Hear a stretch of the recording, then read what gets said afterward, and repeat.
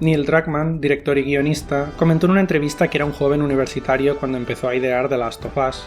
Junto a Bruce Straley y Evan Wells comentaba cómo vivieron esa transición, de Uncharted, un juego de acción desenfrenada y muy tontorrón, a The Last of Us, un juego mucho más crudo y con un enfoque mucho más emocional, y cómo pensaban que estaban arruinando Naughty Dog. Creían que con suerte su nuevo juego alcanzaría un 8 en Metacritic. Si me preguntas, un 8 sigue siendo una notaza. Sin embargo, las expectativas estaban muy altas tras la recepción del que se convirtió en el juego del año allá en 2009.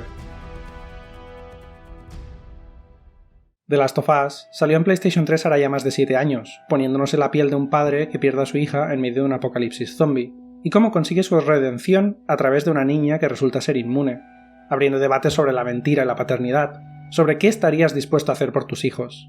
Si alguien te cuenta esto hace 8 años sin saber nada más, pensarías que te están hablando de un juego indie. Pero creo que necesitamos un poco de contexto para entender su importancia. Joel es un mercenario y superviviente en un mundo que se ha ido al garete a causa de la infección de un hongo mutante llamado Cordyceps. Cordyceps es un género perteneciente a los hongos Ascomycota, es decir, que producen esporas. Las especies de Cordyceps son parásitas, principalmente de insectos y artrópodos, y la más conocida es Cordyceps sinensis, que se utiliza en medicina china tradicional. Ricos bocados de Cordyceps. Si un hongo del género Cordyceps ataca a un hospedador, el micelio, es decir, el conjunto de hifas que forman la parte vegetativa de un hongo, invade y finalmente reemplaza los tejidos del huésped, haciendo actuar al huésped como un zombie que, en el momento y la temperatura adecuada, explotará esparciendo más esporas que a su vez infectarán a otros huéspedes. Un solo infectado puede acabar con una colonia entera de hormigas, por eso, cuando se detecta un infectado, lo echan del nido lo más rápido posible. En este mundo ficticio funciona más o menos del mismo modo, pero con humanos. Así, Naughty Dog logró darle un giro al género que parecía ya muy trillado por aquel entonces, pues el mercado se inundó de títulos con temática zombie. Pero volvamos a Joel. La historia comienza en el día de su cumpleaños, cuando el brote estalla y como este pierde desafortunadamente a su hija Sarah. Un militar tiene órdenes de contener el brote a cualquier coste. El estudio californiano sorprendió dándonos una de las introducciones más crudas en un videojuego. Aquí demuestran su buen hacer contando historias a través de los mandos. Apenas usamos a Sarah unos minutos, pero el hecho de que tú, como jugador, encarnes al personaje que abre esta aventura, hace que el impacto de su muerte cale hondo en nosotros y empaticemos de inmediato con Joel. 20 años después, Joel es un hombre curtido en un mundo sin reglas, lo único que le importa es sobrevivir, aferrándose al único recuerdo que le queda de ella, el reloj que le regaló por su cumpleaños. Joel trabaja como contrabandista junto a Tess, su compañera. Estos aceptan el encargo de Marlene, la reina de las luciérnagas, que consiste en sacar de la ciudad a una niña, Ellie. La chica está infectada, pero es inmune. Tess muere, y Joel, a regañadientas, accede a llevarla a un hospital donde los luciérnagas podrían encontrar una cura para la humanidad. Joel, que eres tú como jugador, te encargas de proteger a la niña, y ésta se limita a obedecer, hasta que deja de hacerlo y crea fricciones entre los protagonistas. La relación se desarrolla mediante pequeños momentos e interacciones entre personajes que conocemos durante el camino. Bill, un tipo arisco y solitario desde que Frankie, su pareja, lo abandonase buscando mejor suerte, nos ayuda a conseguir un coche. Henry y Sam, unos hermanos que han caído en las garras de unos bandidos mientras se dirigían a un punto de encuentro para luciérnagas, acaban muertos. Pero entonces encuentran a Tommy, el hermano de Joel al que hacía años que no veía y que ahora rige un asentamiento en Jackson, junto a la jefa y también su pareja, María. Tommy es un ex luciérnaga, y tanto Joel como su hermano acabaron en disputa tras las atrocidades que tuvieron que cometer para sobrevivir. Pero necesitan su ayuda, y él les cuenta lo que sabe sobre ese hospital, pero sale mal. Los luciérnagas se han movido a otro hospital llamado St. Mary y un grupo de cazadores los embosca. Joel resulta herido de muerte.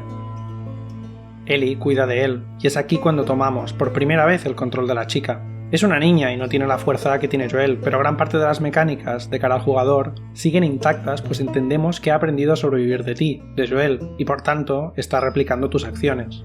Mientras consigue los antibióticos y el kit médico para tratarle, ella va recordando su relación con Riley, su primer amor, y el día en que se infectaron. Riley se transforma, pero Ellie no.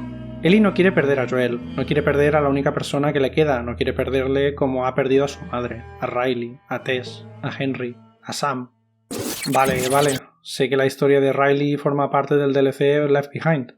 Pero me parece interesante mencionarlo, pues transcurre durante esta parte del juego y nos deja como protagonista una de las pocas mujeres homosexuales de la industria, con una historia que basa sus mecánicas en la inocencia de dos niñas teniendo una cita, pero sobre todo está bien escrita, es natural y es preciosa, con uno de los momentos más memorables de la historia de los videojuegos. Ellie se va de caza, y David, caníbal y pederasta, intenta engañar a la chica para que se sienta especial. Ellie descubre que son los responsables de la emboscada en el hospital y por tanto sus perseguidores. Entonces se antepone la situación en un momento importantísimo para la psicología del personaje. David es asesinado brutalmente cuando éste intenta violarla. Esta parte es especialmente interesante, ya que normalmente en videojuegos la mujer siempre queda relegada a la parte más secundaria, y hay que salvar a la damisela en apuros.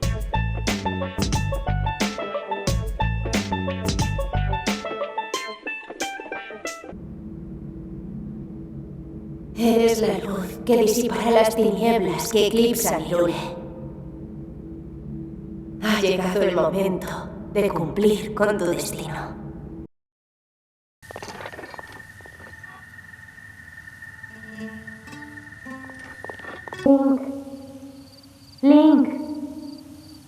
Link. Pero Ellie es capaz de defenderse por sí sola y tomar sus propias decisiones. En medio del frenesí de gritos y sangre, Joel llega para calmarla. A lo lejos, vemos el hospital al que nuestros protagonistas se dirigen, pero Ellie apenas nos presta atención. El viaje ha empezado a hacer mella en el personaje y a cambiar a esa niña inocente con la que empezamos. Esto queda presente en un diseño jugable que, en palabras del diseñador de niveles de Naughty Dog, Peter Field, pretende frustrar al jugador mediante la interrupción de las mecánicas que tú, como protector, ejercías sobre ella. Cuando Joel llama a Ellie para que ésta le baje una escalera, ella no acude. O, ¿cómo ahora? Ellie va por detrás del jugador en vez de tomar la iniciativa señalando cosas que le llaman su atención. En este tramo encontramos una de las escenas más famosas de The Last of Us, la jirafa. Estos animales salvajes nos devuelven brevemente a la joven e inocente niña, y esto le permite a Joel reflexionar sobre cómo empezó Ellie el viaje y si merece la pena continuar. Sin embargo, Ellie desea seguir adelante. Peter Field comenta cómo, a la vez que Ellie se marcha del plano, las jirafas también, y cómo esto es una metáfora de la pérdida de la inocencia de la niña. Finalmente llegan a St. Mary's Hospital, pero un encuentro fortuito con una calle destruida por la erosión de los bombardeos militares, intentando contener la infección, deja a Ellie inconsciente. No sabe nadar. Joel intenta reanimarla, pero lo noquean. Despiertas en el hospital, junto a Marlene, incrédula por su llegada. Lo han conseguido. Marlene le dice a Joel que Ellie está a salvo y le cuenta lo que pretenden hacer. El Cordyceps crece en el cerebro, y para que puedan sintetizar una cura, básicamente Ellie debe morir. Joel se niega y en un acto egoísta los mata a todos para sacar a la niña con vida. Ellie despierta en la parte trasera de un coche. Joel conduce, ella no sabe qué ha pasado. Joel le miente, le dice que hay cientos de inmunes y que no hay cura. Entonces se dirigen a Jackson, donde Joel espera vivir una vida tranquila junto a él y su hermano Tommy. Entonces la chica le cuenta a Joel la historia de Riley, de cómo se infectó y cómo ella fue la primera en morir. Ellie le dice que ella sigue esperando su turno, y entonces le hace jurar que todo lo que le ha contado es verdad. Lo juro.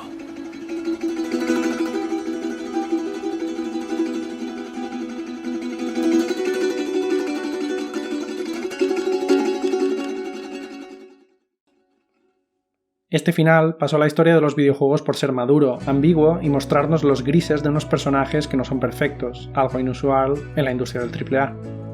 Joel, en el videojuego convencional, sería el villano de esta historia. Su trama fue acusada de prototípica y sus mecánicas de simplistas, pero en realidad es todo un ejemplo de cómo usar los convencionalismos a favor de la narrativa. La importancia no reside en su trama, sino en la dinámica entre personajes y su historia. Es importante no confundir trama e historia. Lo importante es no lo que pasa, sino cómo sucede. Algo que pasa puede ser o no de tu agrado, pero cómo suceda puede cambiar completamente tu percepción sobre un mismo hecho. En este caso, la trama sería la de un contrabandista viajando a través del país con una niña inmune para crear una cura y salvar al mundo. En cambio, su historia es la de un padre que ha perdido a su hija y su redención a través del viaje que comparte con ella, y cómo la niña se convierte de algún modo en su hija.